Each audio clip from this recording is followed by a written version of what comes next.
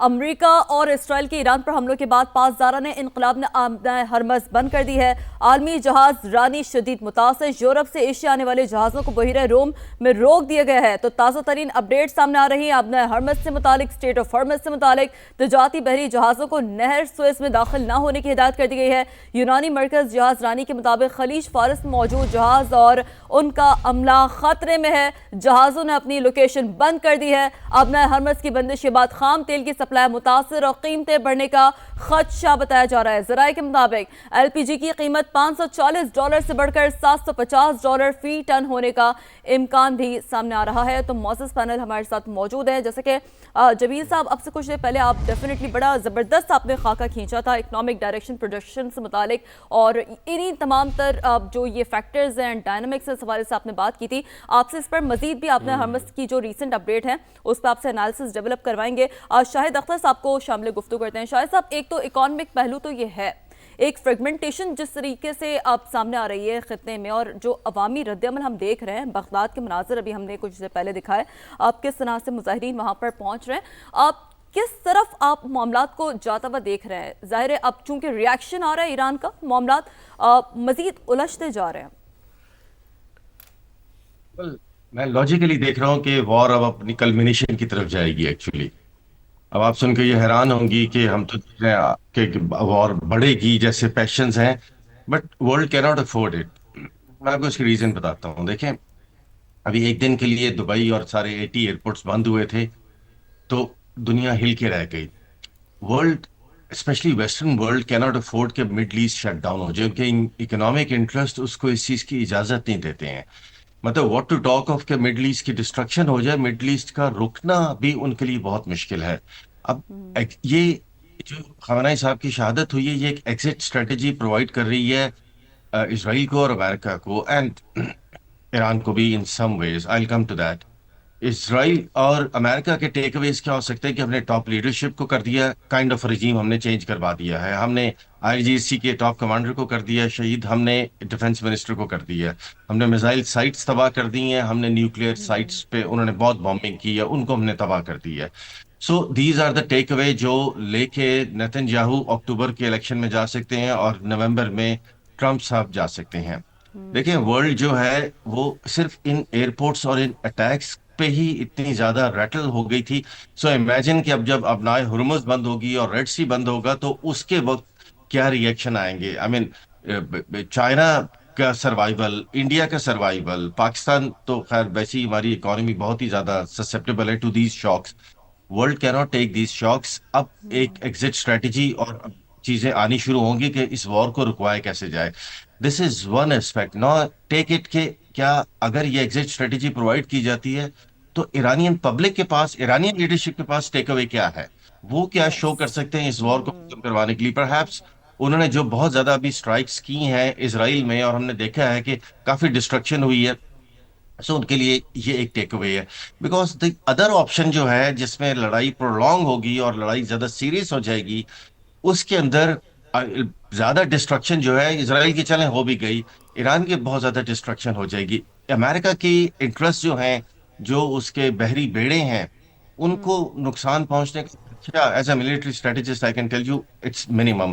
اسی طرح اس کے جو اڈے ہیں جو 40 کے قریب ان دا مڈل ایسٹ، ان کو فزیکل ڈیمیج ہونا، ان کے سپاہیوں کا مرنا، اس کے چانسز بھی ریلیٹیولی کم ہیں۔ زیادہ چانسز کس چیز کے ہیں کہ الٹیمیٹلی فرسٹریٹ ہو کے ایران آئل انسٹالیشن پہ اٹیک کرنے شروع کر دے گا، تاکہ ورلڈ جو ہے اس کو وہ پنچ ملے جو ایران کو بھی مل رہی ہے۔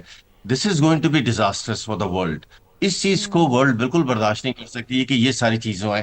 سو اس کا مطلب ہے کہ آج سے اب اسپیشلی خامنہ صاحب کی شہادت کے بعد ڈپلومیٹک ایفرٹ جو ہیں وہ بہت زیادہ ہو جائیں گے، اور اس میں پاکستان کو بھی اپنا اس وقت یہ رول شاہد پلے صاحب، میں آپ کی سوری کرنے کی بات ضرورت ہے۔ قطع کلامی کی معذرت، لیکن کچھ آپ اسی بات کا ہنٹ دے رہے ہیں جو امریکی صدر نے اب سے کچھ دیر پہلے اسٹیٹمنٹ بھی دیا تھا کہ اب جو ایک سفارتی گفتگو ہے وہ زیادہ آسان ہو جائے گی۔ In that case who would eventually mediate, مطلب کن سے نیگوسیشنز ہوگی، میڈیشنز کن سے ہوگی، کیونکہ ڈیفینیٹلی اب ایک جو ایک عبوری جو انتظام ہے وہاں کا، اس کا خاکہ نکل کر سامنے آنا بہرحال اب باقی ہے۔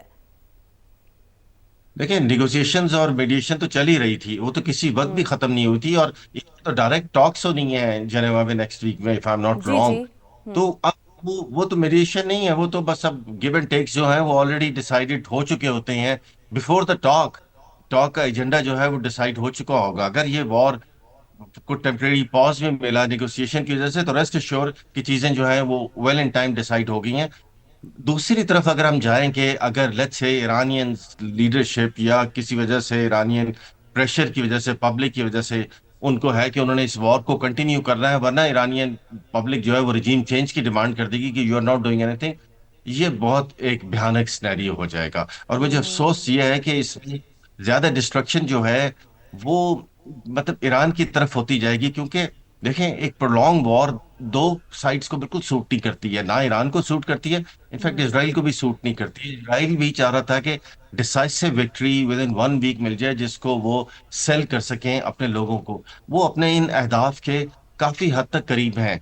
लेकिन क्या ईरानियंस इन सारे लॉसेस के बाद इनको ये क्लीन टेक अवे लेने देंगे?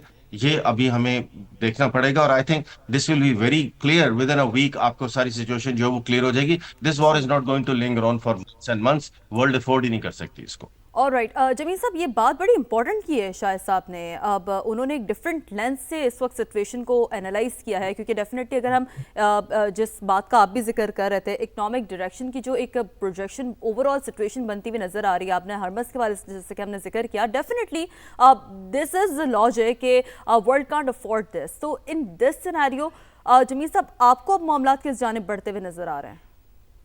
जी हाँ, देखें, ये जो टाइम है, एक हफ्ते की बात हो रही है, करण साहब ने बात की बिल्कुल दुरुस्त कि एक हफ्ता, लेकिन इस वक्त टाइम इसलिए नहीं इसका कहा जा सकता कि मेरे सामने और भी दुनिया के कॉन्फ्लिक्ट्स ऐसे हैं जिसमें इस किस्म की मुदाखलत हुई।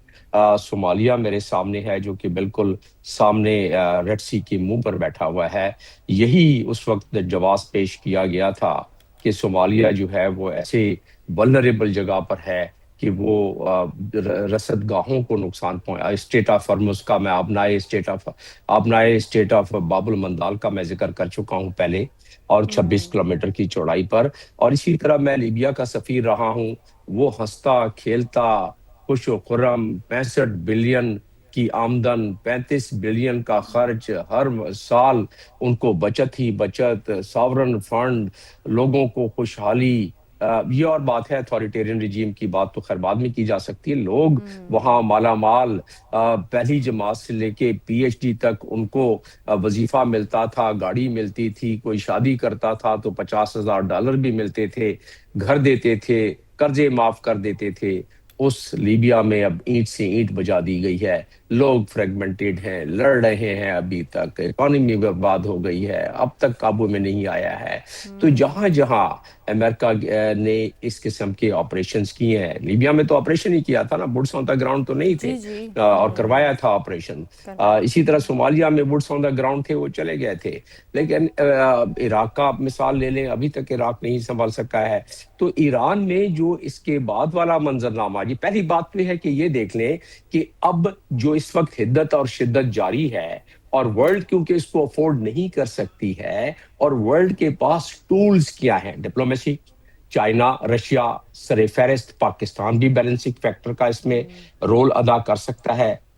पाकिस्तान के लिए थोड़ा सा दुश्वार गुजार तो है, क्योंकि पाकिस्तान कल से जो बयान दे रहा है, और सही बनता भी है बयान अपने खलीजी रियासतों के ममालिक के लिए, क्योंकि हमारी जितनी उन्होंने पाकिस्तान की तारीख में पाकिस्तान का ध्यान और ख्याल रखा है और हर मुश्किल में काम आए हैं, बाकी कोई मुल्क तो नहीं काम आया है। तो पाकिस्तान का ये बयान बनता था। लेकिन अब पाकिस्तान ऐसे मंजरनामे में जहां ये भूचाली सूरत आ गई है, उसमें जो आज हमारा बयान आया है अक़वाम मुत्तहिदा में हमारे परमानेंट रिप्रेजेंटेटिव आसिम इफ्तिखार का, वो इस मामले में काफी बैलेंस है।